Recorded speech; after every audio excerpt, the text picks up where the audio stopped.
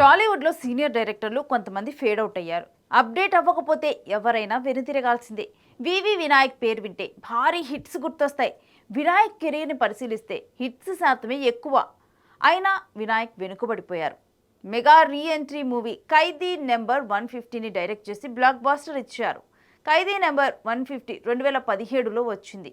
2018లో intelligent movie చేశాడు. అది ఫ్లాప్గా మిగిలింది. ఆ తర్వాత వినాయక్ ఒక్క సినిమా కూడా చేయలేదు. తానే హీరోగా సీనయ్య అనే మూవీని స్టార్ట్ చేశారు. కానీ అది మధ్యలోనే ఆగిపోయింది. ఎందుకు ఆగిపోయింది అన్న రీజన్స్ కూడా బయటకు చెప్పలేదు. అయితే ఇదంతా గతం.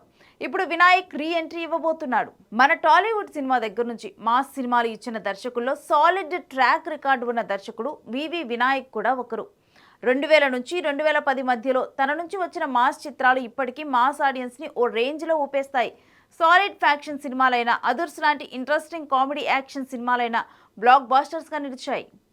అయితే గత కొంతకాలం నుంచి తాను సినిమాలకి కొంచెం దూరంగానే ఉన్నారు. మరీ గ్యాప్ తర్వాత తాను గట్టి రీఎంట్రీ ప్రిపేర్ చేస్తూ వచ్చారు. విక్టరీ వెంకటేష్ కోసం వినాయక్ ఓ మాస్ సబ్జెక్ట్ రెడీ చేస్తున్నారని వార్తలు వచ్చాయి. అయితే ఈ ప్రాజెక్ట్ ఇప్పుడు సెట్ అయినట్లుగా తెలుస్తోంది. సో త్వరలోనే ఓ గుడ్ న్యూస్ బయటకు రావచ్చు. ఆల్రెడీ వెంకీ వినాయక్ కాంబినేషన్లో వచ్చిన లక్ష్మి పెద్ద హిట్ అయింది. మరి మళ్ళీ వీరి నుంచి సినిమా అంటే మినిమం బజ్ గ్యారంటీ.